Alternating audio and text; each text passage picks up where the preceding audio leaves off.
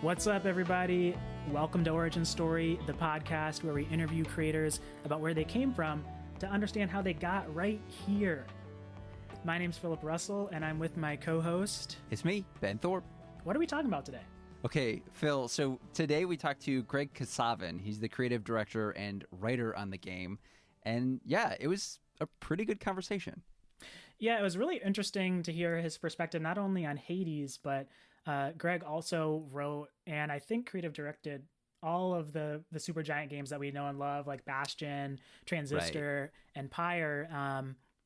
And to me, one of the most kind of mind-boggling and really interesting insights that he gave was this idea of narrative just being another tool in the game maker's toolkit to make the games that they do. And that I think for somebody like me who has always approached Supergiant games thinking that the story kind of is the most important aspect and then everything else coalesces around it, it was really interesting to hear that insight.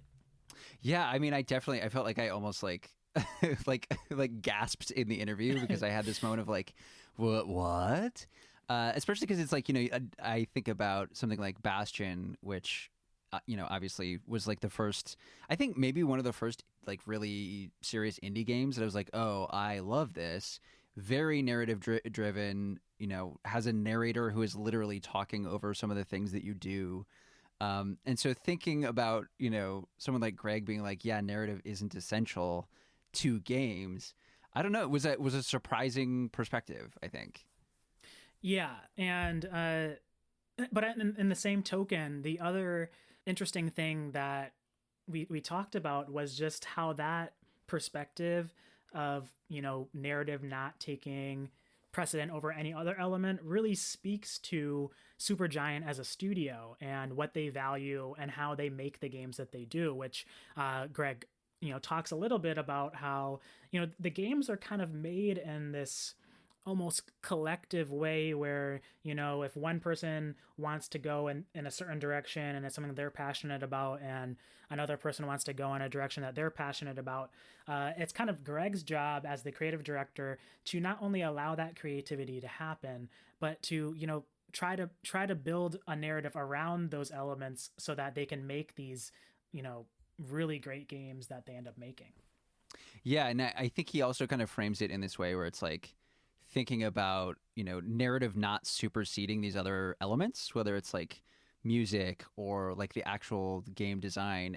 And I think you and I were kind of talking about this before that interview about like thinking about how a lot of games now are beginning to maybe think about narrative in some ways that are similar to like the ways that a movie thinks about it. And in some ways, just like mapping kind of the narrative beats of a movie onto a video game and thinking about how something like Hades in a lot of ways bakes its narrative into the actual structure of the kind of the gameplay that you already have, that like it's not going out of its way to, it's like it's still a dungeon crawler. It's not giving you kind of cut scenes that feel like they belong in a movie interspersed within gameplay.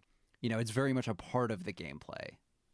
Yeah, and that bled into this whole conversation that for people that are, in the kind of gaming sphere, difficulty. And I think games like Dark Souls and whatnot have spawned this whole discussion around how difficult should games be. Should there be an easy mode? Should there, be, does adding an easy mode compromise the experience? And Ben, brought that up, and we got some interesting perspectives on what Greg thinks about difficulty. Yeah. And also, I think for the listener, maybe listen to how soon I brought up that I have not been able to beat this game, and think about you as a smart person.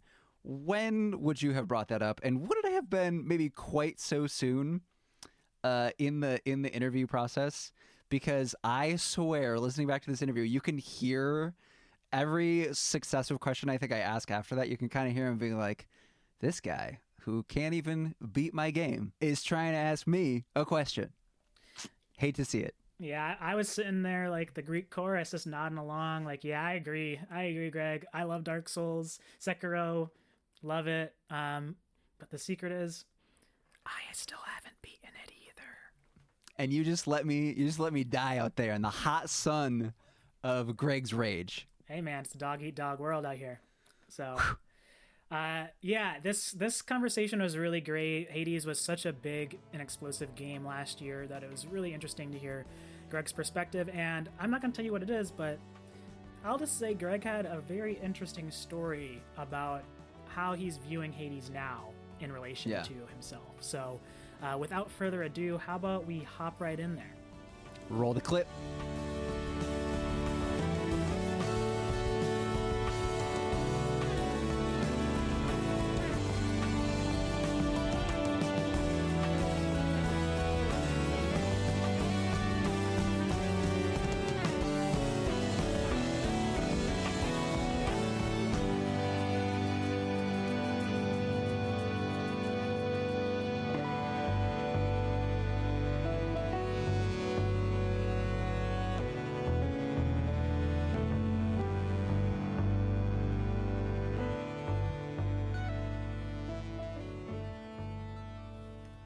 Greg Kasavin is the creative director and writer at Supergiant Games, where he's helped create critically acclaimed titles such as Bastion, Pyre, Transistor, and most recently, Hades.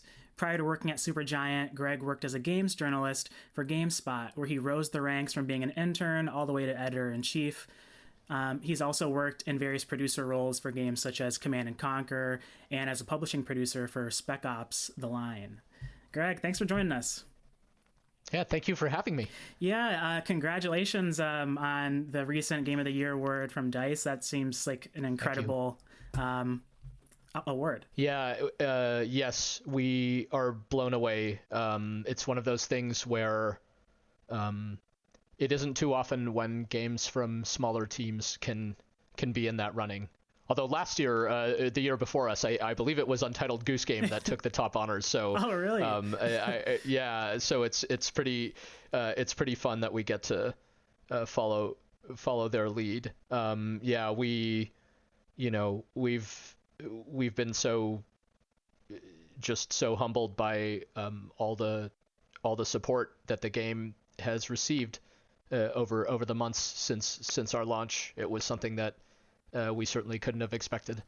Yeah, and it seems kind of like with Hades, since that was an early access game, that it's kind of had a long tail to it in terms of getting through development. And then were you all kind of expecting such a, I'd say explosive response when it released finally? Yeah, I mean, no, in part because of the early access period.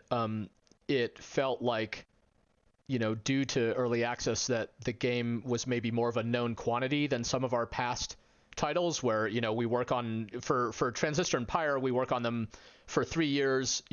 We announce them at some point along the way and have them playable at maybe a show like PAX. But for the most part, we're working in relative secrecy and only kind of find out how we did once the whole thing is done. But with Hades, we launched it in early access after a little over a year in development, so spent close to 2 years kind of being made out in the open. And we got really great feedback and, really enthusiastic player base during early access. And the game did quite well in early access relative to our other titles. So we knew that there was going to be some number of people out there who are like, I'm going to wait until this game is done to check it out. But we had no way of knowing just how many people that would end up being.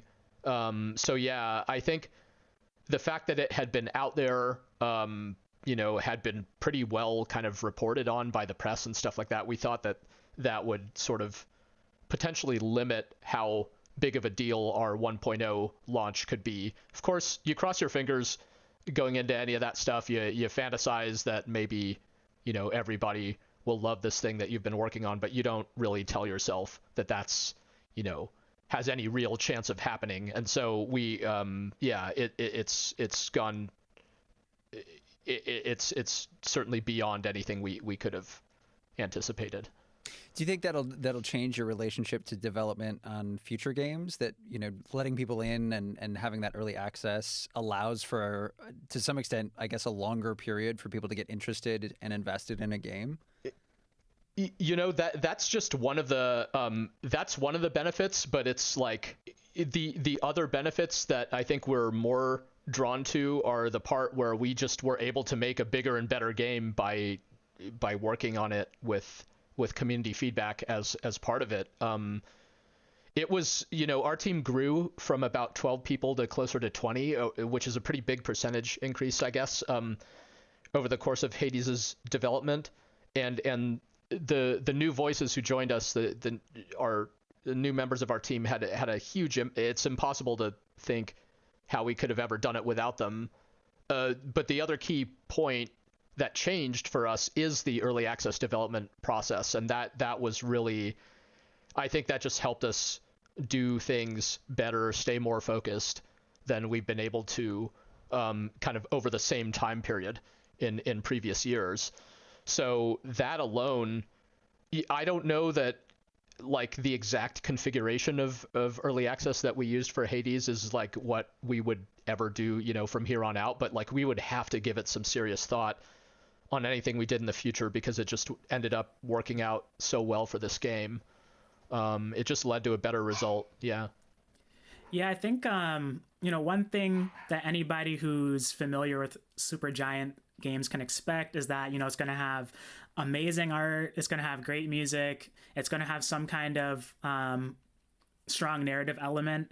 But I think the one thing that people can't anticipate is what actually is the direction of the game going to be. So like, I don't think anybody could have imagined that after Pyre, you guys would make a game like Hades, which is about, you know, Greek myth and as a roguelike. So I'm curious what, you know, what inspired that project kind of coming off of Pyre and whatnot. Yeah, we've said each of our games is always a reaction to the game we made before. So it's I appreciate you bringing up Pyre because Pyre has everything to do with what Hades is. And despite how different Hades is from Pyre, it's this very kind of action forward and game. And as you note, it's a roguelike game, which is just couldn't be a more different genre than the style of game that Hades that Pyre is rather. But many of the thematic elements are very similar. They're both games about escaping purgatory, for example, and they both have these kind of big ensemble casts of characters. A lot of the narrative techniques that we were exploring in Pyre were like so compelling to us for that entire project that we just decided to keep. You know, for me personally, I was just still very interested in all those ideas to, you know, spend another 3 years kind of tinkering away at them on Hades. But we really wanted, you know, we were now like 10 years old as a studio. The all 7 of us from the Bastion days were all still together. We've been working together for a long time then, and we're asking ourselves why, you know, each time we set out to make a game, we kind of start all over. We throw everything off the table, come up with some completely new idea, and actually kind of try to avoid any of the ideas that we've used in the past. Because we're trying to make, you know, a whole new world, a whole new experience, so it has to kind of be built on its own ideas. But that just gets harder and harder over time if you can't like use your own good ideas, if you can't do things that you did well and even enjoyed doing. Like if that's all off the table and you just have to find new stuff, it just we were starting to worry. I was starting to worry, and so we asked ourselves, like, why can't we just take all the stuff that we've done well and enjoyed doing in the past and mash it all up and just kind of try to go from there? And we one of the other things that we were very drawn to is with Bastion, a really big priority for us was the kind of pick up and play aspect of that game. Like anybody could just grab it, start running around, breaking stuff, whatever. It didn't. You didn't necessarily feel like you were going into this, you know, big deep experience. But hopefully that big deep experience was actually there for you to be discovered, you know, through the narrative and everything. So going back to this mindset of making our games like really, really easy to dive into immediately, and then what's interesting about them kind of grows on you over time. That was something that I felt strongly about, that our games should have like a really low barrier to entry. So those ideas, the idea of making an early access game, changing up our development process so we can have our game be kind of playable and stable all through development, get community feedback and stuff like that to keep our eyes on the prize, as it were, and not get too sort of off course in the middle of development. Those were some of the ideas. And then the Greek myth part, that happened to feel like a really strong theme for like a roguelike game.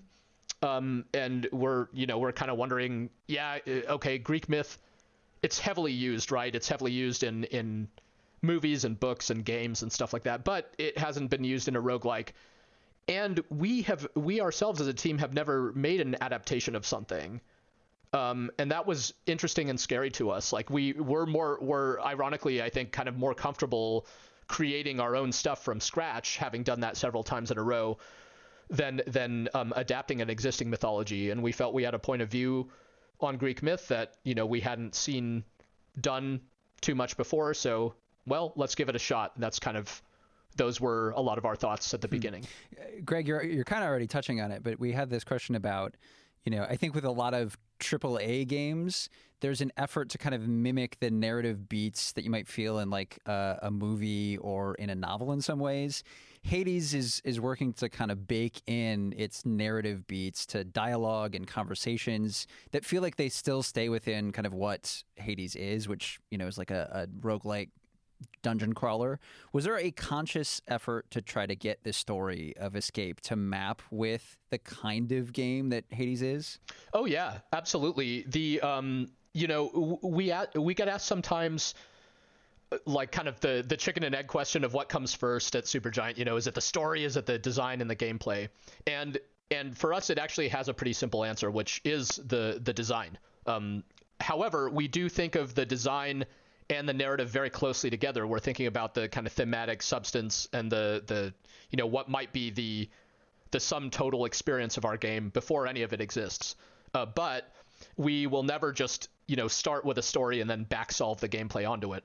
The design ends up being a really useful constraint for what the story is and can be, and we're very interested in telling stories that are uniquely suited to the format, because if you just want to tell a story for its own sake, I've said before, it's like there are really much more efficient ways of doing that than making a video game. Like you could write a novel that's like pure story.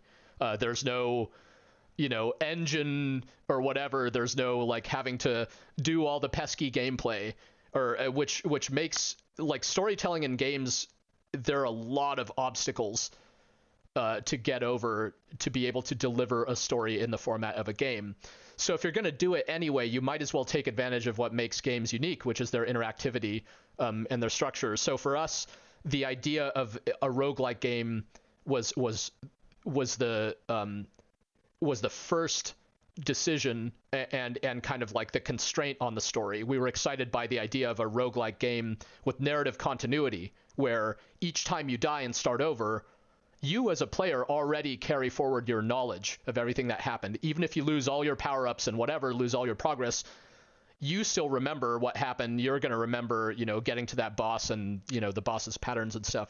So we liked the idea of having a narrative that was aligned with the player experience, where your the protagonist character also remembers these things, and the bosses you face also remember these things. Like the first time you encounter a boss in a roguelike game, oh my god, what is this thing? What can it do? And so on. The 20th time you encounter that boss, you know what you're in for. So having the narrative again play into that, where the 20th time you encounter these bosses, it's like, all right, let's do it again. It felt fun. So that's the idea that we wanted to pursue. And back to Pyre, our previous game, one of our big things in Pyre was the idea of like no game over state.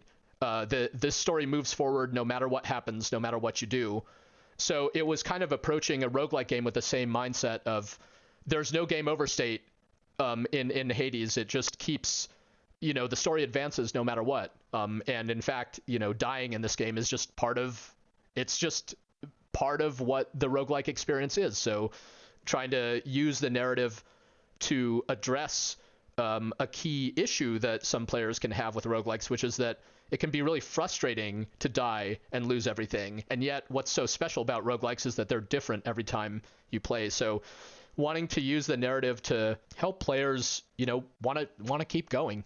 It's kind of like I don't want to be too clinical kind of about my own work in that way, but really narrative for us is just one of a number of tools we can use to keep players feeling invested and interested. And we don't know what a player's motivations are, right? Like, do you want to be the best player in the world? Do you want to like do the fastest speed run, or are you like super invested in the characters and story, or maybe all those things, or something like that? So as many ways as we can introduce to keep you feeling excited to go forward, we're interested in exploring that in our games. Yeah, that's I love all that, because I think when I first played Hades last year, I like roguelike games. I like, like quote unquote hard games, like the Souls series and things like that. And I can find enjoyment in terms of like dying and trying again. But something that was so unique about Hades, I think, especially being a writer myself, is just, that, like you said, that dying loop of coming back. And then, if you haven't played Hades, it's like you die and you come back, and everybody like has something to say about how you died. They like mention the type of enemy that killed you, and then you get to meet all your friends and enemies again, and they have new dialogue, and it's such a delightful loop. Like, in some ways, it's like I looked forward to dying again because it allowed me to progress the story, and that was like a really, really unique experience. And I think, there's already games that are now starting to do more of that. Welcome to the House of Hades, where... Wait, I know you. Guess that means you died out there, huh? Well, don't be sad, though. Pretty much everybody dies sometime. Some of us more than others. I'm curious, we've been talking to a lot of developers about interactive fiction, and kind of your point of, there's much easier ways to tell stories than making a game. One thing I'm fascinated about with roguelikes is this idea of looping or repetition, and how that can heighten a story. So I'm curious, for you as a writer, just what draws you to like this interactive medium to tell the stories that are kind of happening? Yeah, I mean, the simple answer is I've loved games since my earliest memories. I think I just kind of personally experienced the power of the video game, as it were, when I was a little kid. I hark back to when I was 8 years old, playing a game called Ultima 4. I'd played many, so even before I was playing games for probably since, again, my earliest memories, I don't know, my memory starts at like 5 or 6 or something. So I was always playing games even before this. But Ultima 4 is like, it's kind of like it's the ancestor of every, open world Western RPG you've ever played, stuff like Witcher 3 or Skyrim or whatever. I think all those games owe a lot to the Ultima series, where you could go anywhere, attempt to do anything, and basically experience the consequences of your actions. Go into a village, you want to kill the shopkeeper, go ahead and try and like rob their store or something like that. And then, as a kid, be like, oh my God, what did I just do? I can't believe this game actually let me do that. And what is this strange feeling I'm having? Is this, feeling bad? Like, and it didn't tell you should feel bad. You just like got to experience the outcome. So it was just an incredibly fascinating game for me. And I still remember it fondly, as you could tell.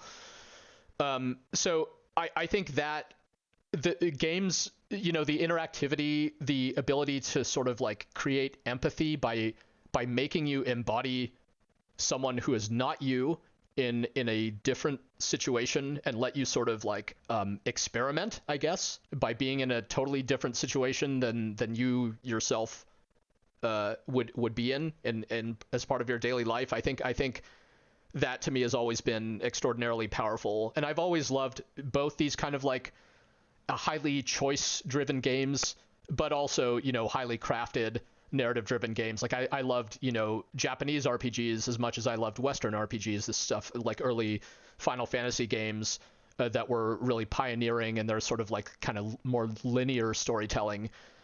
That I identified these advantages that they had of like stronger characters, these bigger kind of set piece moments involving, music and dramatic character moments and this sort of stuff. It's like, well, if I was just controlling every moment of these characters' lives, I wouldn't have done it this cool as they came up with. So I think in my own, I've just drawn a lot of influence from all those aspects, and I just kind of gravitated toward all kinds of different games. I think hopefully that begins to answer your question. But I studied like myself and my colleague Amir, who's one of the co-founders of Supergiant.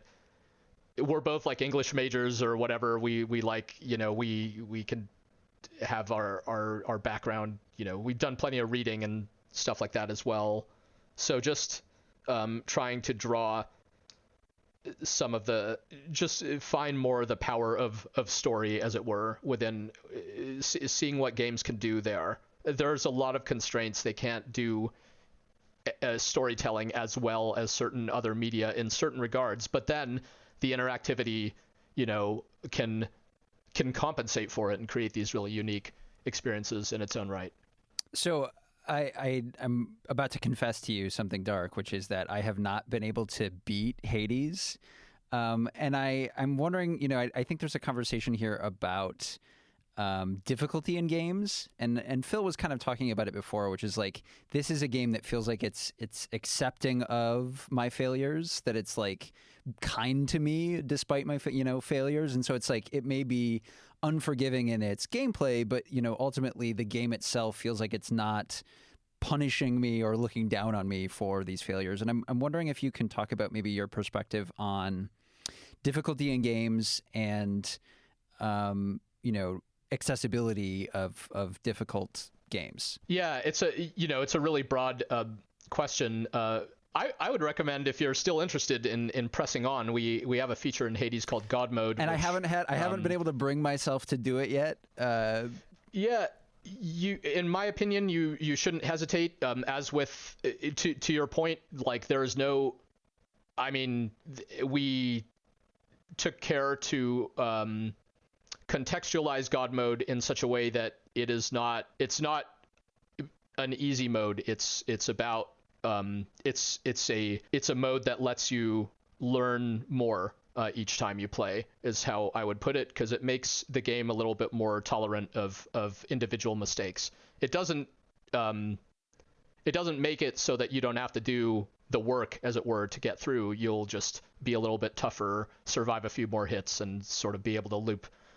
Because in roguelike games, it can be, you get to a boss, they kill you instantly. It's like you didn't even learn anything. You have to get all the way back there, to begin sort of scouting out what they could do. So that was our thinking in God Mode. It's like, if we could just make you a little bit more resilient to damage, you'll have more time to just sort of process what's going on.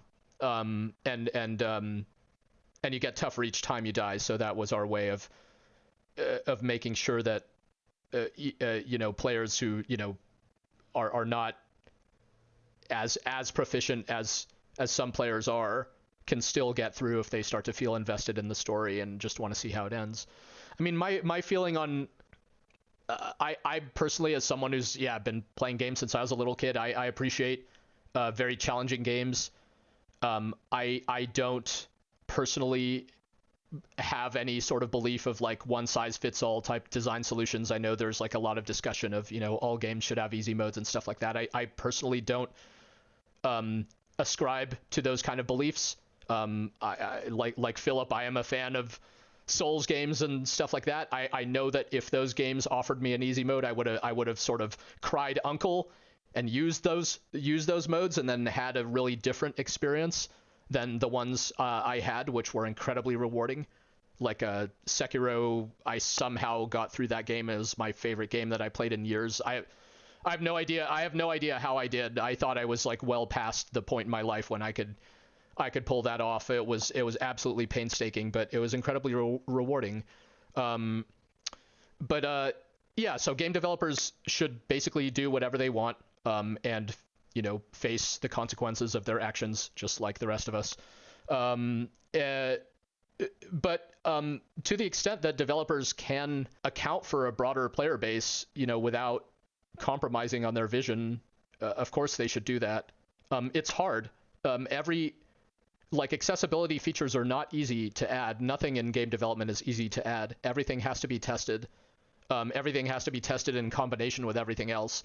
So game players, I know it can be really frustrating to wonder why, Dark Souls doesn't have like an easy mode or whatever, but it's like when the whole game has been meticulously tuned around a particular experience and it's this massive game, it's really easier said than done for them to just go and add an easy mode to something like that. At least that's my perspective on it. But I don't know what are all the reasons they have or haven't done something like that. I think they have a particular way. If from a brief From Software diatribe or they have never done things conventionally. I love From Software, from back in the day when they were making these very strange games that did not follow conventional wisdom. If From Software followed conventional wisdom, Dark Souls or any of those games, none of them would exist. So they should keep doing what they're doing as far as I'm concerned. But yeah, game difficulty is a tricky subject because games ideally, should be for everyone, but sometimes they're not. But you know what? No media is for everyone. And I think that's okay, because if media has to be for everyone, it starts to get really watered down.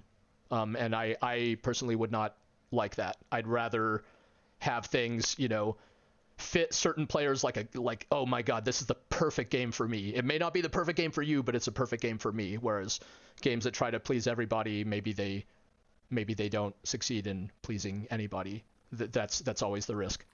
Yeah, I think to kind of pivot a bit about Supergiant as a whole, I'm going to ask the stupid question here of what does a creative director do at a studio like Supergiant? I realize it's probably different depending where you work, but what's your day-to-day like in terms of creative direction and things like that?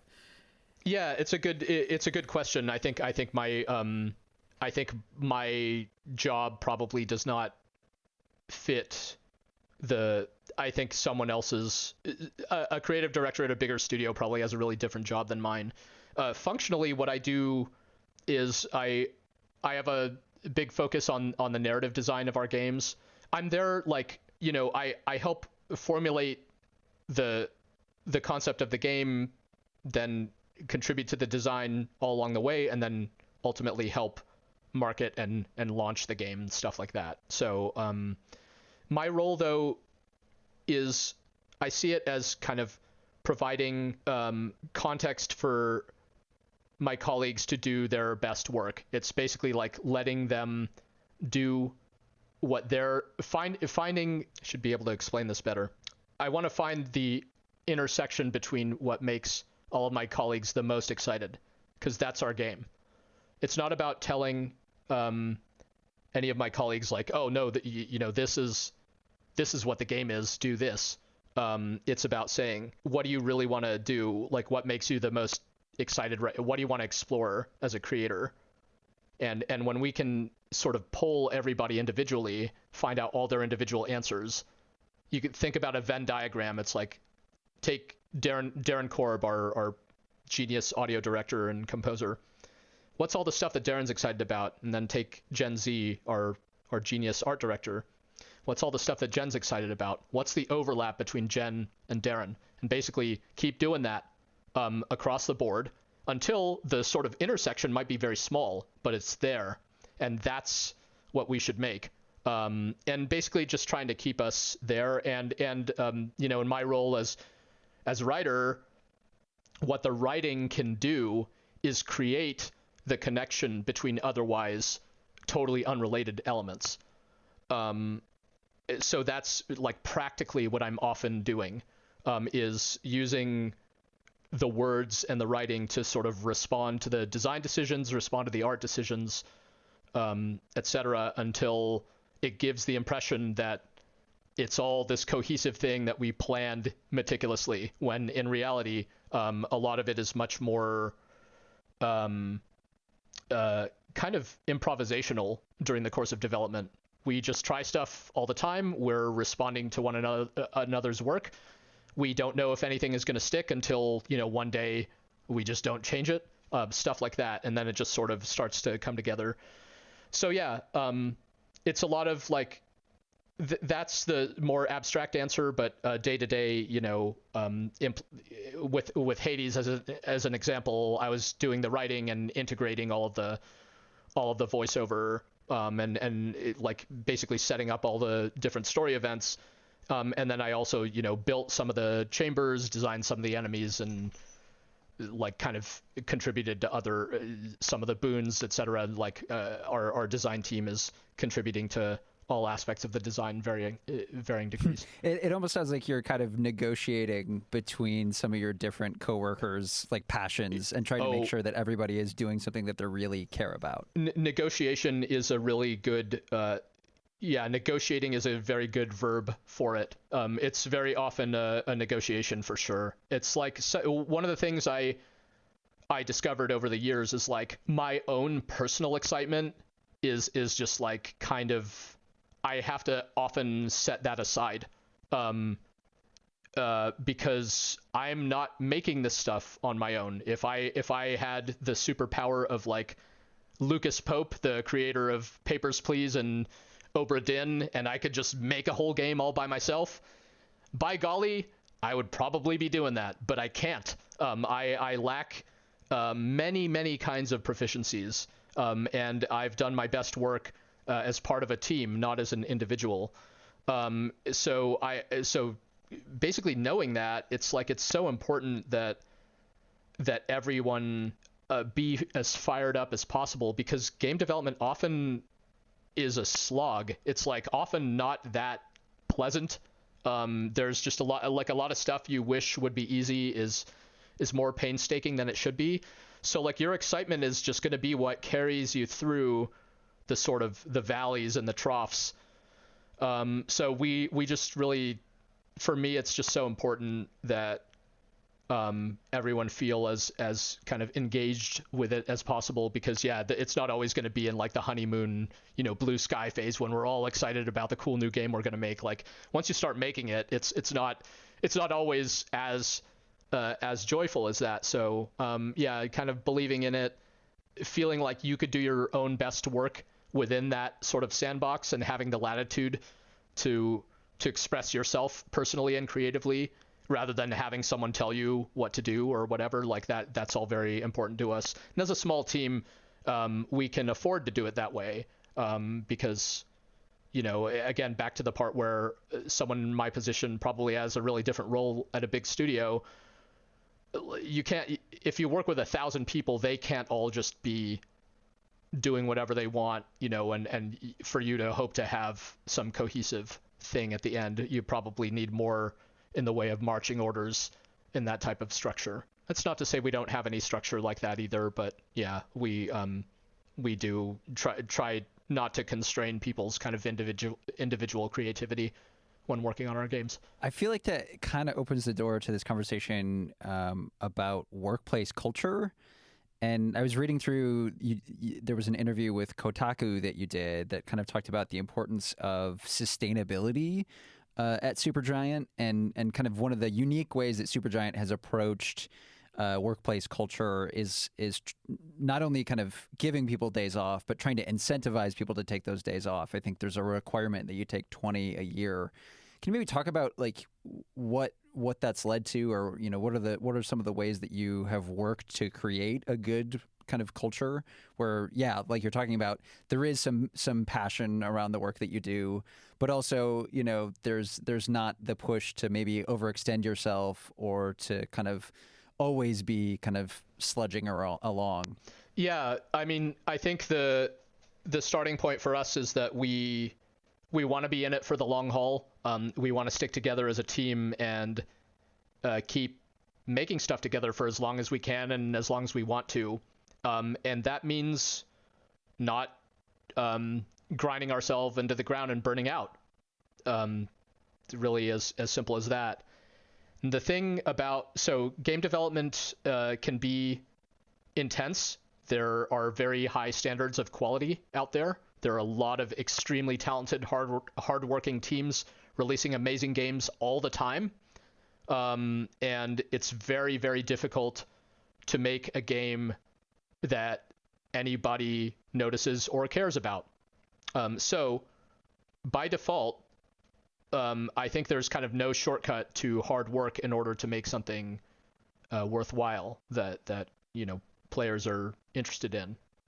Worthwhile is a bad term for it. It's if you're making games commercially, which we are, I have to acknowledge that we're like a group of people. We have to, we pay our team, right? Like, so we have to, our games have to make money so that we can make more games as part of our goal of staying together. And then in order for that to be possible, we have to make a game that people are willing to pay for. And the standard for that is high. There's an unlimited amount of work possible when you're making a video game, I think, of any size or shape.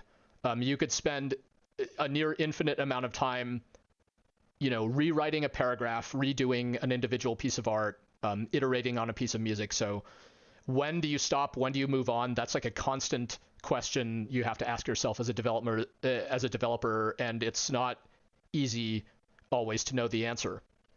So knowing you could spend unlimited time on anything and there's a mountain of work to be done, it's like, how do you structure it and keep yourself from, how do you ever finish anything?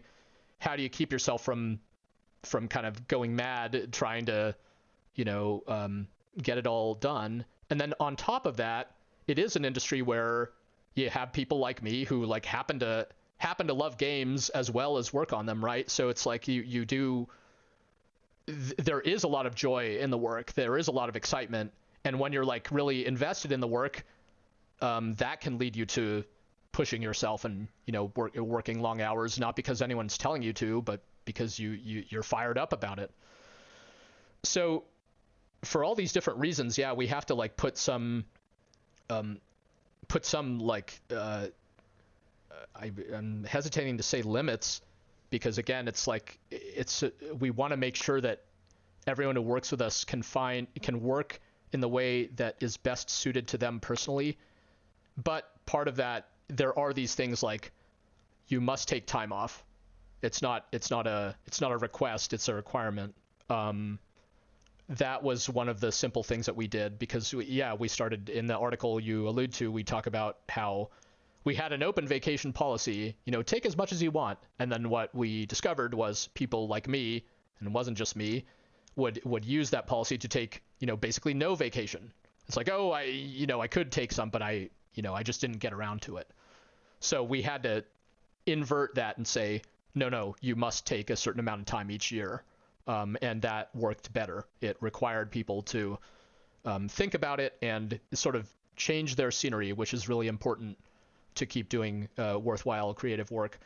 And then, there are things like, we would be emailing each other on weekends and stuff like that. And like some people would work on weekends, other people would not be, but then like having a bunch of emails bouncing around over weekends would like create a lot of pressure and anxiety for those, both who were working and who weren't. And it's like, well, should we just ban working on weekends altogether? Well, like for some people, that doesn't seem right, because some people, what if you want to? What if you're like working on something you're excited about? So the compromise in that case was like the kind of no email on weekends type of policy, which for me personally was great, because I am the sort who I very frequently work on weekends, but not having to worry about emails as part of that is wonderful. And it does let us check out, come Friday at 5 p.m. or whatever, I personally experience like a mental shift of like, okay, things are winding down for the weekend right now and I'm in a different mode. for the next couple of days, and don't really, if something big comes up, someone's going to call me. It's not going to be just some email where I have to keep checking. And that feels good. Yeah, so I mean, things like that we've learned about. Those are all discoveries over the many years we've worked together. They're small things individually, but I think having like a positive and healthy culture as a game development studio is that's a journey, not a destination, right? You don't just like say, we've instituted these policies, we're done. You're just kind of always looking for more things of that nature, because the world and the industry continue to evolve. So we have to keep looking out for what helps make the whole endeavor sustainable for all of us. Yeah, I'm curious to talk about circling back to this idea of, when Supergiant makes games, it's kind of like you try to negotiate the various interests and then combine it into this super force of a game, which I'd almost call that's Hades to me. When you say like, oh, the narrative wasn't necessarily the design came first, it's like so baffling to me, because it feels, I don't know, the game feels like a perfect culmination from a narrative perspective in relation to the gameplay. But I'm curious, Supergiant's a fairly small studio, and it sounds like most people have been there for a very long time, if not from the very beginning. That seems kind of rare to me. Like I write, I do like games criticism for fun, essentially, on the side for various websites, and I've been seeing so much talk lately about the industry and lack of job opportunities at like entry level or mid level. I don't even know where my question exactly is going, but I guess I'm really curious about, like, Hades, for instance, has a very diverse cast of characters, everything from identity to race and the story itself, sexuality. I'm curious, like, what your perspective is on the industry becoming like a more diverse place that can allow like more, types of people to join in, especially who are just starting out. Like, what do you think the roadmap is like for that? Yeah, I mean, it's so it's so important. It's one of the best things that the industry has going for it. I attribute it partly to the fact that the barrier to entry to creating games is lower than ever before. It used to be, not 10 years ago or something like that, like the Unreal Engine license is like $1 million or something like that, right? Like, it was just, you could not use the Unreal Engine unless you worked as part of, a small handful of big companies. But now you have this stuff like Unity and Unreal, is just download it. Like, the only thing standing between you and making a video game is, it's still, so you need your internet connection, you need a decent PC, you need a ton of time, and those are not free resources that are available to everyone. But it's still a much more accessible field than ever before in terms of just kind of the raw costs involved. And that is great. It leads to more people from more places being able to at least explore it and see if it's right for them. And then, if they have the interest to continue, maybe they have more of an opportunity to do so. Whereas in the past, it just was just much more limited to a smaller group of people. I think the only downside of this, it's not even really a downside, it's just the reality. It is the thing where, like, yes, it means that there are a ton more games.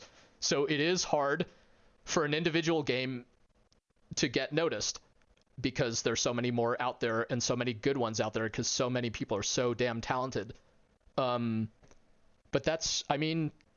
you can't have it both ways. You can't both have it be available to everyone but then have every game stand out, or at least I have no imagination for how that would work. So like any art form, just having more points of view going into it just leads to the kind of expansion of what it can be.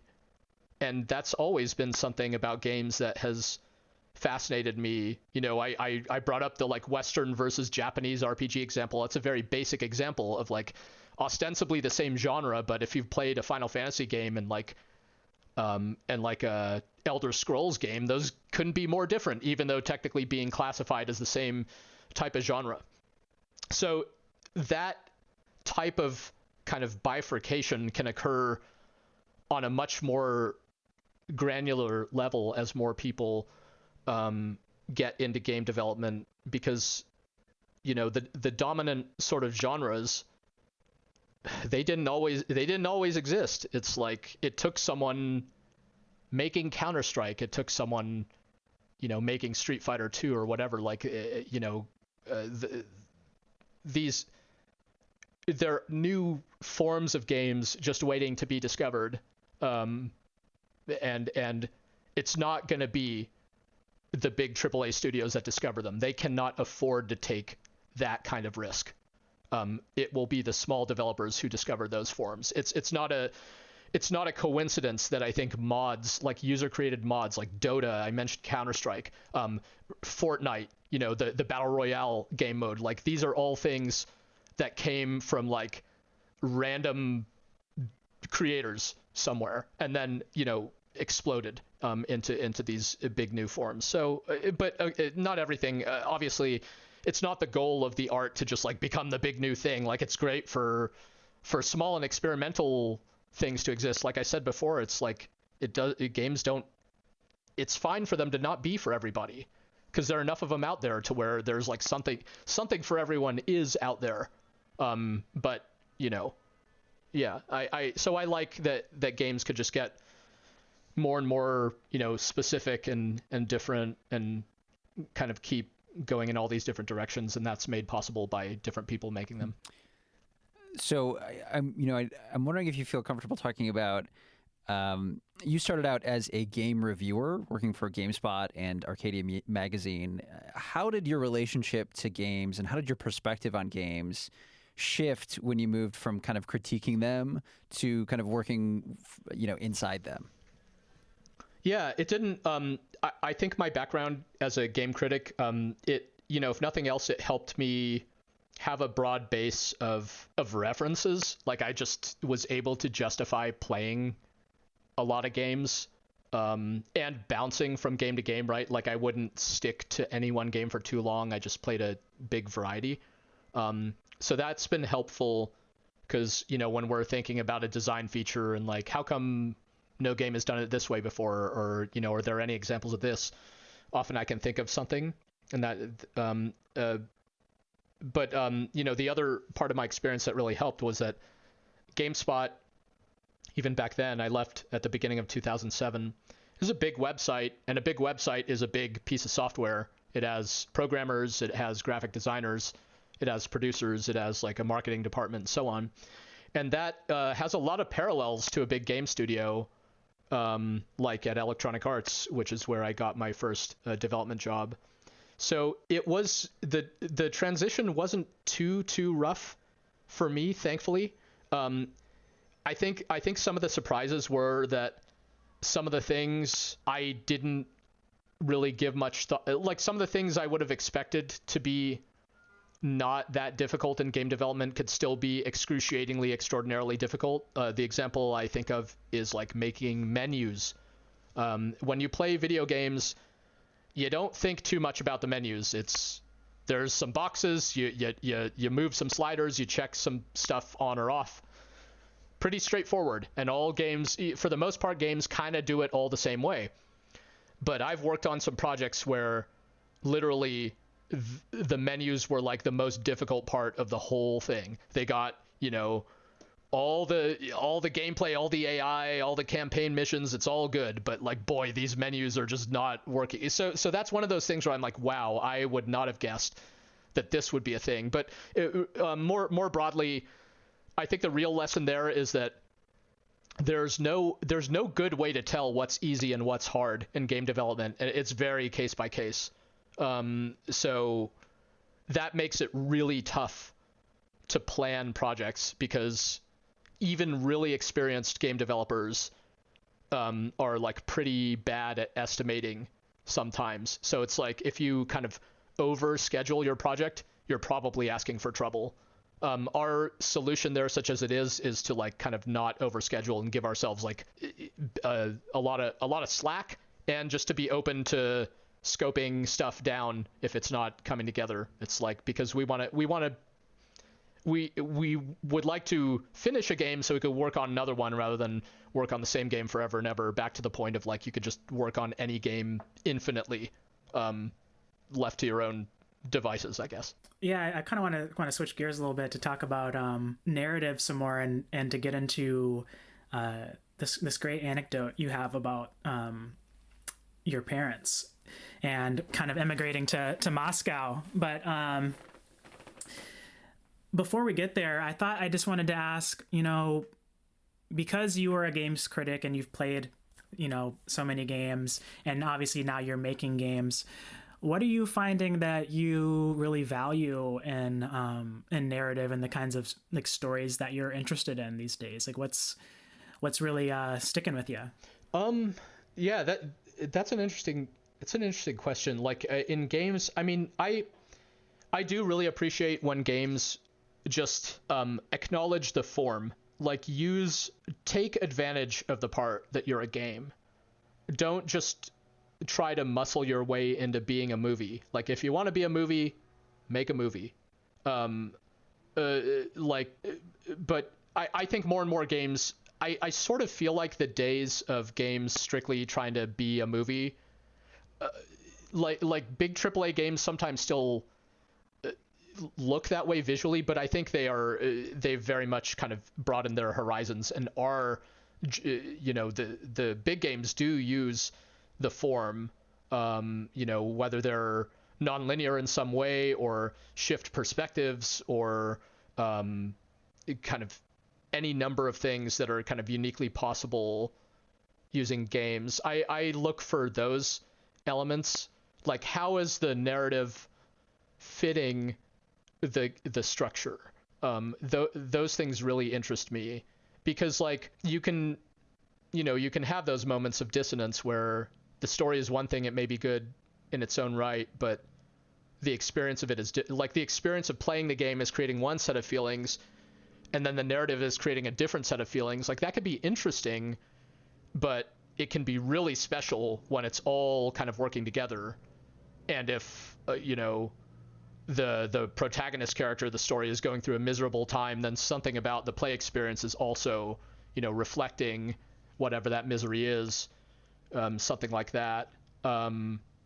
Just looking for those moments of intersection between the design and the narrative where it feels like strongly themed and strongly connected. I think that's the stuff that I get the most excited about. But that's a really non-specific answer. I mean, I just played the game Nier Replicant. I just finished, like, got through the final ending, like, 2 days ago. And that's a remake of an old game.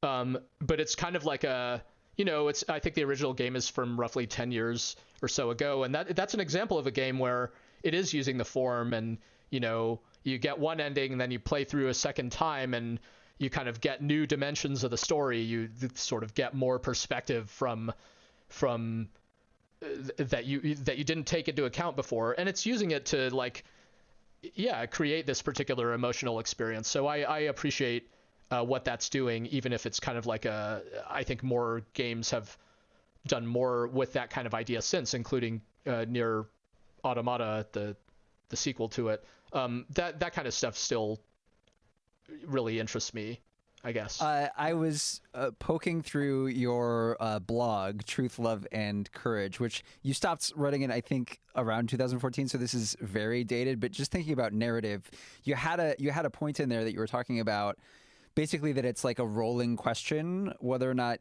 narratives belong in games. And I'm wondering, here we are, 7 years later, how do you feel about that question and maybe how it's changed? I feel exactly the same about it. Narrative is totally optional. Totally optional. Games should not, I said it before, like, I really don't think I personally reject the idea that games like must be some way, that there's some format or template for, you know, what all games must have. They all must have, you know, this or that, or something like that. I do personally happen to believe that narrative can be used to enhance basically any game, anything. Tetris, you name it. Tetris is my favorite example of a game that it's one of the greatest games of all time, no story required. Or chess. Chess, I think, has like an impression of narrative built into it because the pieces are evocative. It's a king and a queen and a bishop. So there's like a story implied in chess, which I find very fascinating. But semi-jokingly, I would say over the years, like, could chess have like a story-driven campaign? I think it could. I think you could have a narrative game based on chess. Absolutely. You just have to think about it a certain way. So, but again, I don't think it's necessary. I just think it's another tool to be used. It's the same as, like, you know, the way you design the interactivity itself, the way you design the gameplay, the basic goal of a game is to be engaged with, right? It's like to be played the same way a book is to be read. So narrative can be used to enhance that engagement, to make someone more compelled to want to experience the thing in the first place, and then to stick with it once they are already experiencing it. When we were working on Bastion, we had these like kind of very limited techniques, right? We can't do these big sumptuous, you know, Naughty Dog style cutscenes. That's just completely unavailable to us. But we could use narration. That's sort of cheap and easy, especially if you have a genius voice actor like Logan Cunningham. So by using narration, we could basically instill a sense of meaning that would not otherwise be discernible to the player just from, you know, running around and hitting things with a hammer. We could just make it feel like your actions in the game are more significant than they would be otherwise. So that's the benefit of that like a narrative can offer a game. I don't think it needs to be like a reward mechanism necessarily. I think it can be a source of challenge. Like in Transistor, you know, it's a more, I shouldn't use games we've worked on. I think even like the Souls games that you brought up, Philip, like they don't have these straightforward narratives. Their narratives are these things to be like pieced together and inferred. So it almost, to me, in the best examples of those games, it like becomes a source of challenge in its own right of like, what are all these pieces and how does it fit together? And that's really interesting. So yeah, it can be, it's kind of a microcosm of games as a whole of like, there's no one right way to use narrative in games, but there are many ways that narrative can be used to make games more interesting, I think. You know, we were talking off air about, you know, how you're thinking about Hades now, and like what you're, now that the game is out, you know, obviously it's gotten a lot of awards and praise. And, you know, I'd asked you about, you know, an impactful moment relating to that project. And you talked a lot about your family and your family's history. I'm wondering if you could, you know, talk a little bit about that, and if we could dive in there. Yeah. Well, to back up, I guess, you know, Hades is the story of a dysfunctional family. It's a big, complicated family where, you know, these characters are fighting with each other, not just in a literal way, but they're very much in conflict with each other as family members. And that's something, you know, myself and several of my colleagues, certainly not as expressed in Hades, the video game, but it's something we could relate to in our own way of having grown up with parents with very high expectations, for example, and very different expectations of us than maybe what we ended up being. And in my personal case, I was born in Moscow.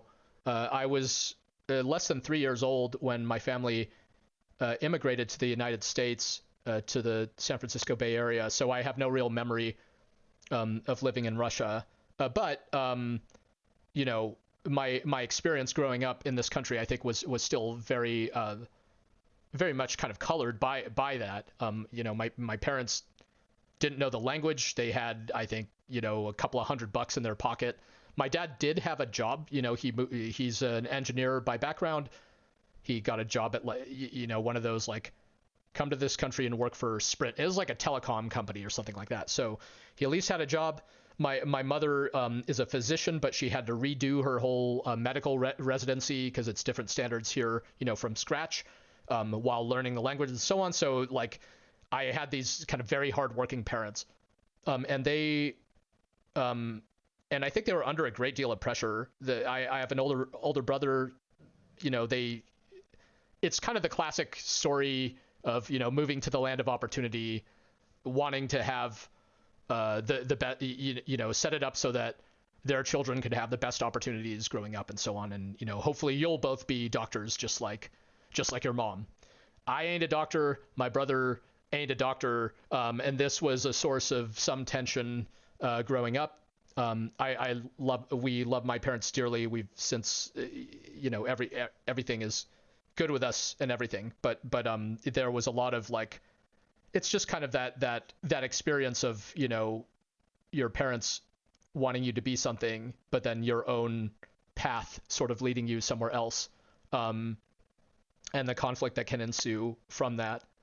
That's something that, you know, I don't have a, like I don't want to sort of oversell my experience growing up. I don't think it was particularly interesting, or anything like that. But these are things that I have my own lived experience around it, that I could channel, I think, in the work to some extent. And I mentioned, you know, I do think of, it's a small point, but I think of Hades as an immigrant story, because I think it literally is one, sort of inarguably, because Hades in the mythology, he's sort of like, he's basically charged with moving to the underworld and supervising it. He's not from there.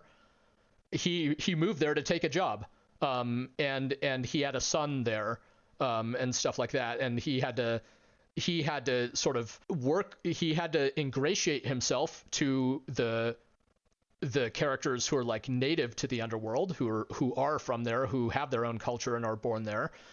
And then, you know, try to raise a kid there. So like that's a part that felt real to me. I felt a connection to it in that way, and it just I think since you've played Hades, like, yeah, it's about gods and stuff, but of course we're very interested in like the human qualities of these characters and making them flaws and all, right? So trying to make these gods, the humanity of the gods, I think, is like what's there, you know, even in the classical mythology that is the source material for this game. It's like what's always been compelling about them. It's not their amazing powers, it's the fact that they are this kind of like bickering family with a lot of flaws. So that's the part that we wanted to kind of dig into and find these sort of personal connections to as we went. Yeah, it's interesting hearing your like analysis of the story, because I feel like everybody I know who's, you know, like grown up in the US kind of has memories from like elementary school of reading the old like Greek myths in some fashion, or at least I do. But to be honest, it's I never really thought much of the gods in like a family aspect. I always kind of viewed them as in that godly way. Like, here's like this one god, and here's their interesting power, and you know the game does a really good job of like using the boons and things like that to emulate that. But thinking about the familial dynamics of it, especially in relation to immigration and traversal of different environments, is really, really fascinating to me. Yeah, thanks. I think it's the difference between like adaptations of Greek myth versus the source material, where, you know, if you read like the Iliad or something like that, that is just, it's the Trojan War where the gods themselves have literally kind of split off into warring. They're like on opposite sides of this war. They're like fighting with each other. So it's, I think it's all there. It's just, you don't necessarily dig into too much of it. And like I think I just took an interest in it. Maybe I don't know why I observed that aspect of it there. I think it is there, but I know what you mean, that the powers of course stand out. It's like Poseidon, he can command the seas and move mountains and stuff like that. But it was the part where, like, for me, I think from a young age, it's like, wait a minute, Aphrodite is married to Hephaestus, but then has an affair with Ares. Like, this is like, woo, it's like, it's like a soap opera type stuff. Like, and then the more you know about Zeus, the more you know he is not the kind of benevolent patriarch that he is often portrayed to be in modern adaptations, where I feel like he often gets conflated with kind of capital G biblical God as like this kind of, this wise, knowing guy who's looking out for everybody. It's like, dude, that is just not how the myths go. Zeus is someone with completely unchecked power, and he's very interesting in that regard. It's like, what if there were no consequences for anything you did? What would you do? You would be kind of like Zeus. Hopefully not, but like, it's understandable that he would be the way he is as the king of the gods. And those are, the fascinating myths are the ones where these gods, down the line, they do some really terrible things. And it's, I always found it sort of a fascinating window into the kind of ancient Greek worldview. One that I kind of relate to. It's easy to understand why it was an appealing way of looking at the world, because it's like, it's a way of rationalizing that bad things can happen for no reason at any time, which is, I think, many people's lived reality. And I think it's easier to accept that the gods don't care about you at all than they love you very much. They just happen to do this terrible, terrible thing to you, but it's because they love you, but that's not, people should believe what they believe, of course. There's a couple of reviews of the game that I've seen that have kind of latched onto this idea of like, it's about, trying to leave an abusive or an unhealthy kind of family relationship, and kind of how hard that can be. And I'm wondering, do you see, it kind of sounds like you're saying, that's there. I'm wondering if you see that as explicit, and whether or not that's, important to kind of understanding the game. Yeah, I mean, I think it's explicit. I mean, the first thing Hades says to Zagreus is he calls him stupid. That's not something, that's not like the signs of a healthy relationship between a father and a son. Stupid boy. I told you nobody gets out of here, whether alive or dead. So how was your wanton ransacking of my domain? Greetings, Father. My ransacking was a delight, thank you for asking. So I'll just be on my way again. Be on your way indeed.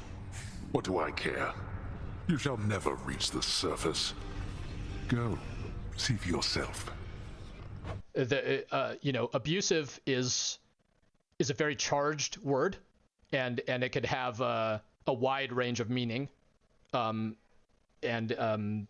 Hades' abuse has its limits, but it doesn't mean it's not abuse in a way. I mean, it's a game about, the story absolutely, I think part of what was so compelling to me about, again, it's back to the gods in general, but Hades in particular, it's like he's often painted as the villain, right? And Disney's Hercules, and I think many modern adaptations it's like he's the guy in the underworld. It's easy to just associate him with being the bad guy and Zeus as being the good guy. But the reality of the classical mythology is that they're all pretty complicated, and if anything, Hades is one of the better ones on paper. So just playing into the idea that he's a villain, but just trying to paint him as a complicated guy. Like, you don't have to like him. We just want, just maybe you end up understanding him a bit better. You don't have to condone any of his behavior or his actions. You should just at least see why he made the mistakes that he made. And I think I don't, I think that, yeah, for me, it's like, it's not like a goal to write, quote, likable characters. It's just I think good characters are empathetic characters. You just have to understand them, whether they're a protagonist or an antagonist. So just setting up this like pretty, just really fraught relationship, this like busted, straight up broken relationship between a father and a son, and then going like, well, where can this go? And Hades has an optimistic tone, which was very, very important to me. We wanted to make a game that was more upbeat. I wanted to make a game that essentially had a happy ending. And it was challenging to reconcile a happy ending from this kind of starting point, but that is part of the fun of seeing, like, can you even get there? I think one of the reasons it can work out, it's not meant to be like a prescriptive thing of like, oh, every abusive relationship can be resolved. It's like, that's of course not true. But with the gods, they have unlimited time. That's one of the key differences between the gods and the rest of us. They have unlimited time. They literally can't even kill each other to solve their problems. They have a really good incentive to work their problems out as long as it takes, because otherwise they're stuck. Otherwise they're stuck with these, anyone would prefer a good relationship to a bad one. So if you have unlimited time, why not work to try and improve things? That's one of the kind of things I was thinking about that made sense to me, like in the context of that game's story. Yeah, that for me, playing through the game, and Zagreus is such an interesting character to be playing as. And if I'm not mistaken, you all created Zagreus. He's not based off of a no. Oh, okay. No, we didn't. He is he is from, like, the idea that Hades had a son called Zagreus comes from classical mythology, but I had never heard of him before this project. I found that there's very little known about Zagreus, and that was part of the appeal. And in fact, what is known about Zagreus, there's like highly contradictory stuff. Like, there's one version of him where he's the proto-Dionysus, and it's this weird story that doesn't make any sense, honestly. Or like, forgive the blasphemy to the gods. And then there's the version where he's the son of Hades, but then nothing else is known about him. And I'm like, what? Hades had a son? I had no idea. And that was so compelling that we built a whole game off of, like, sort of approaching it as like the true story of what happened, as it were, trying to sort of triangulate between that idea that he had a son and then the one kind of relatively well-known myth about Hades, about how the seasons came to be and stuff like that. How did you find out about Zagreus? Just I mean, in my research of Greek myth, I was actually researching the Theseus and the Minotaur myth specifically at the time, but researching Greek myth just in general, just reading a lot of stuff, because reading about Hades, reading about the other gods, it's like, reading about the sort of family tree, the genealogy. It's like, wait, I thought, like I said, I thought Hades didn't have any kids. It's like, wait a minute, what? He does? That's it. That little tidbit of information, it's like from a play, I have one of his books here, the Greek poet Aeschylus has like a long lost, fragments of some play he wrote about Sisyphus, where it alludes to, Sisyphus seeing Zagreus, who's identified as the son of Hades there. So it's like, whoa, that's cool. What's that about? How come nobody knows about this guy? Yeah, Zagreus was just such a likable character. And I love, I think a lot of this conversation has revolved around, interactive fiction, and also like the importance of narrative as just a tool to allow, to elicit some kind of response from a player in a game. And I think that, everything from the story to the music to the actual gameplay systems showcase that what I would call the negotiation of difference within, family dynamics. And if I could just go back to for one last thing for your blog, I love this quote that you had talking about the importance of narrative to be active, and you say, I got into game development because I was interested in speaking through my actions, having spent a long time speaking mostly through words in my previous line of work.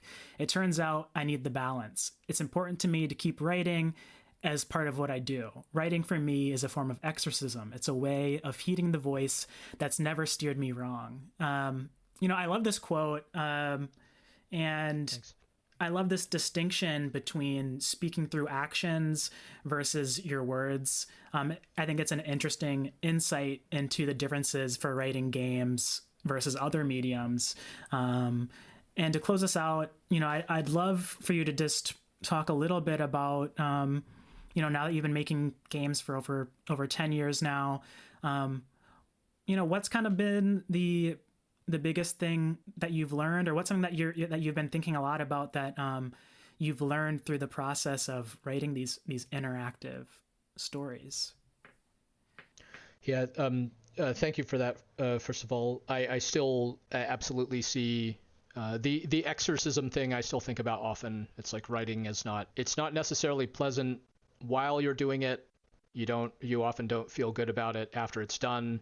So it's like, why do you do it? I think a lot of writers have this sort of shared misery around it, and you gotta just have to get it out of your system sometimes. And for me, it's like I become very invested in the characters that I'm writing, and they become like my friends or people I care about. They're not always my friends, because some of them are not good people or whatever, but I still care about them. I feel for them, and I'm the one who's standing between their story existing and not existing. So it becomes almost this process of kind of transcription. Once I have like a thorough understanding of a character, I just what they would say in a certain situation becomes more second nature to me. It's like, well, of course they would act this way, given these set of circumstances. But I think what I mean, I don't know I'm still learning all the time. I don't feel more proficient at the stuff now than when I started. Overall, it's like, which is like a kind of a brutal contrast to me versus being a game critic, where it's not, I think GameSpot was a rigorous job, and it was still very difficult for me at the end, but I think I felt a level of proficiency at what I was doing toward the end of my time at GameSpot, whereas with game development, it's like, oh boy, everything is like, a lot of it is an uphill battle all the time, and always a moving target. But I think that's what keeps it so compelling. I think I spoke to one of my biggest learnings though earlier, which is that part of like really consciously accepting that the team must come first before any individual desires, if you're working as part of a team. And that's, I don't know why it took me that long. Like, it's very obvious. Maybe I should have played more team sports as a kid or something like that to really internalize that sooner. Oh, apologies. Barking dogs. Sorry. When you work with really talented people, if they can be fired up and enthusiastic about what they're doing, you're in the best possible position then, basically. Because when it comes to making games, it's really difficult. So the best chance you have is to like be genuinely excited about what you're doing, because that's gonna motivate you. That's gonna give you the motivation to want to kind of go the extra mile with it, to like fully explore the idea, and that may lead to the best possible game. Because I've also often this takes me back to my GameSpot days. I've felt this for a long time, but With games, it's sort of paradoxically, it's the small unimportant stuff, I think, that makes games really special. But in order for the small unimportant stuff to resonate, the foundational stuff has to be there in a good state. So it's those games that sort of take things beyond a reasonable extreme, or just have like ultra specific delightful details of like, why did they do this? This is ridiculous, but I love it. Like those kind of moments in games, I think make for the best games when you're playing them, and they make for things that you remember years down the line. Like you take your favorite game. When I think of like Resident Evil 4 or something like that, I don't remember, hour 13. I don't remember every level of that game or something like that, or Metroid Prime. These are games I loved in my GameSpot days.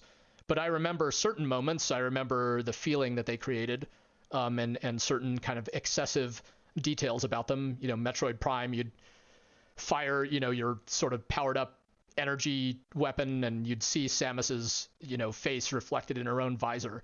That is strictly an unnecessary detail in Metroid Prime. Nobody needed to do that. The game would have been the same exact game without that detail, but no, it wouldn't have been, right? Because that's the one detail of Metroid Prime I'm talking about now, more than, 10 years after the fact. So it's the small unimportant stuff, but in order to do the small unimportant stuff, you have to want to do it, and have the time to do it, and that all that stuff is hard. So yeah, I think we've gotten better working together as a team, but we're always still learning all the time. We're still always negotiating, to use that word again, and trying to figure out what really drives one another, and that I don't imagine we'll ever sort of get to the finish line of that process. But hopefully we can inch our way closer from game to game. Greg, we've covered a lot of ground, and thank you so much for being gracious with your time. Is there something we didn't ask you that you want to touch on? Nothing jumps to mind offhand, though. Thank you. I think the main thing for me is just to once again express my gratitude for our players who've helped make Hades a success, and who've been there really every step of the way for each of our games, because we're a small independent studio. Our projects are all self-funded.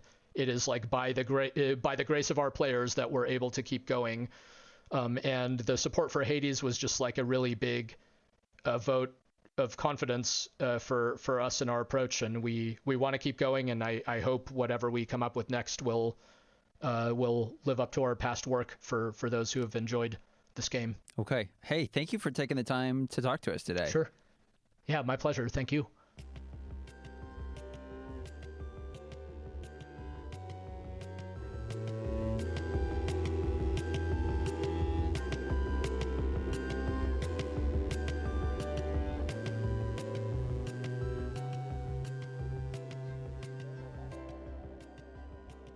Yeah, so that was our conversation with Greg Kasavin. Man, it was such an interesting interview for me to rethink how I view narrative in games, and that it can just be a tool or an ends to a means to make the things that we love and not feel like it's compromised, Yeah, and I think this is a bigger conversation that I think we've started to have around the games that we really love, which is what's a workplace like, and what's it gonna be like, and how comfortable do we feel, playing these massive games that are made under these conditions that you don't always know, or you sometimes do know, and it's not great. And so I think he just has a great perspective on how to both kind of love the job that you're doing, and feel really passionate about it without letting it consume you in this kind of way that it definitely can. Yeah, and I mean, I think we can't deny that neither of us expected the response we would get from Greg about how he's viewing the story of Hades in relation to his family's immigration story Yeah. from Moscow. Like when he sent, just for full transparency, Greg had kind of given us a little bit of an idea of that prior to the interview, and just it felt like I had found like a I don't know, just like a priceless treasure. Like I never would have expected that kind of perspective on Hades as a character in Greek myth, kind of being this immigrant character in this immigration narrative. Yeah, and like honestly, just like thank you to him for sharing that with us. For sure. Well, yeah. So if you want to see more of Greg's work, then you can check out more Supergiants games, or you can follow him on Twitter at Kasavin. And where can they find you, Ben? They can find me at sad_radio_lad. And you can find me at 3D Cisco, and you can find the show at Origin Story _ on Twitter, or at our website, originstory.show. Huge thank you to Ryan Hopper for providing the music for the show, and to Melody Hirsch for the cover art. And if you all have questions, concerns, ideas about the show, if you want to, give us some ideas of who we might interview next, or if there's some kind of game or movie, book, whatever it may be that you think we should check out, we'd love to hear it. You can email us at theoriginstorypod@gmail.com. And as always, if you have a favorite sandwich that you want to tell us about, or a favorite food, we can expand our horizons. Or you know what? Let's hear about hot dog toppings. Like, what do you put on a hot dog to make that good? Well, I mean, first off, you have to start off with a hot dog, but I don't know if Ben knows anything. I mean, listen, you can do a vegan dog. It'll be just fine. All right. Well, that's another podcast. So we will see you all again here shortly with the next interview. Bye. Peace. Farewell. Best of luck. Goodbye.